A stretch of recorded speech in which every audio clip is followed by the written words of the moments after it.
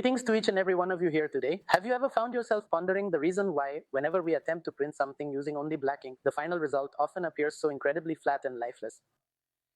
In today's session, we'll take a much closer look at why your printed materials often end up looking dull, flat, or lifeless. Throughout this video, we'll walk through the necessary steps to properly adjust and optimize your files for much better results. The root of this common issue is that many designers mistakenly use simple 100% black ink for large solid background areas. When you are dealing with the a dark background box, people often only consider setting it at 100%, and that is exactly why our prints often turn out looking quite dull and lifeless once they are finally printed. So how can we avoid this common problem? What should be done to fix it? If you have a solid box, you shouldn't just use 100% black for it, and you should add a little bit of all the other colors as well. Now, for example, 20% cyan, 5% magenta, 10% yellow, and 100% black. So by doing this, the black color in the print will appear darker and have more depth. In a similar fashion, for smaller design elements such as fine text or barcodes, it is essential that you utilize only a single color black ink. Failing to do so will inevitably lead to major complications regarding the printing registration process. At this point, we are going to take a closer look at the proper way to handle this specific file. I have downloaded this file for you from a website called FreePicnic. Within the prepress department, we are never going to be responsible for any sort of creative design work whatsoever, not at all. Now, our job is to properly prepare the files so that it is easy and looks great for the people doing the printing. So this is the most important part of our prepress work. Therefore, you should save the files in two ways. For instance, when you receive a file from a customer, you should save it in a separate folder labeled customer file. Please ensure that you do not make any changes to the file. Go ahead and create a duplicate copy of that file, then print it out exactly as it is required for the production process. You can rename the file to something that is easy for you to understand, like production file. Once you get the file, rename it immediately. As soon as you open it, rename the file, and then you can start the job. First, what we need to do is there will be a dialog box called a separation preview. So in Delhi, you can find this option under the window menu. If you look right here, you will see the separation preview feature. It was already enabled, so I went ahead and turned it off. Now navigate to the window menu and enable the separation preview.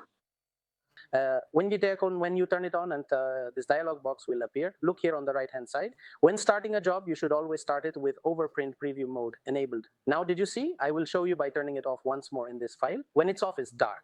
As soon as I turned it on, it became light. So with this overprint preview mode, the file will print exactly as we see it. Okay.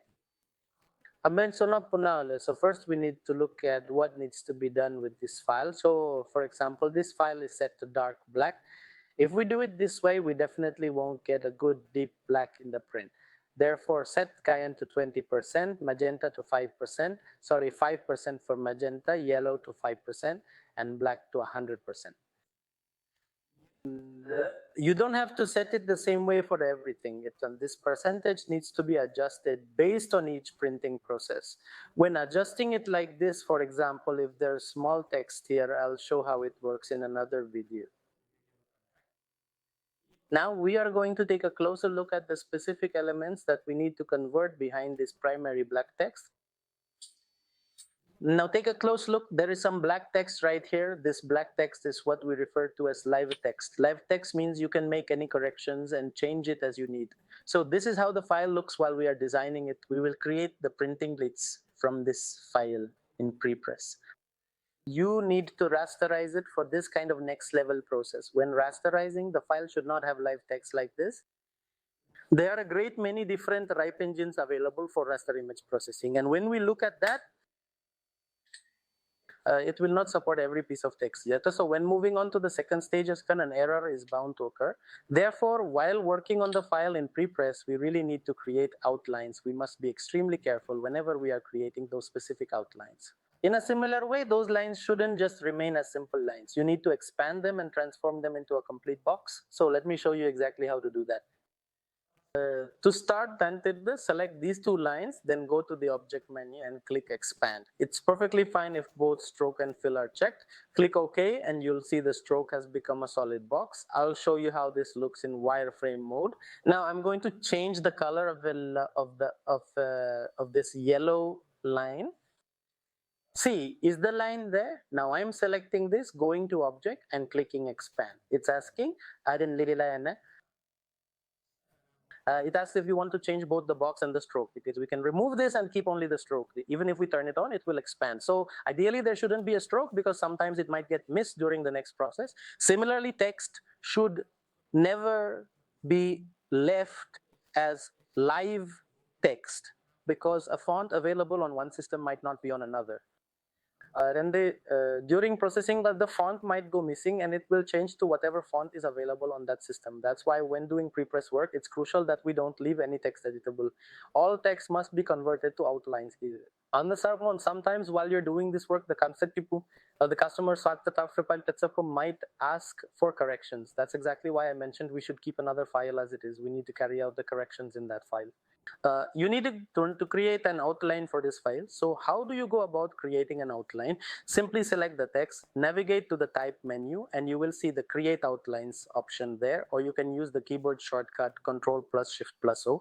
By doing this, you will ensure that you do not encounter any font missing issues when you transfer the file over to another system.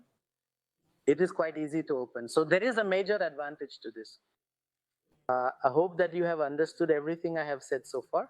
Next, we can move on to discuss something else, perhaps a different topic. Thank you and goodbye.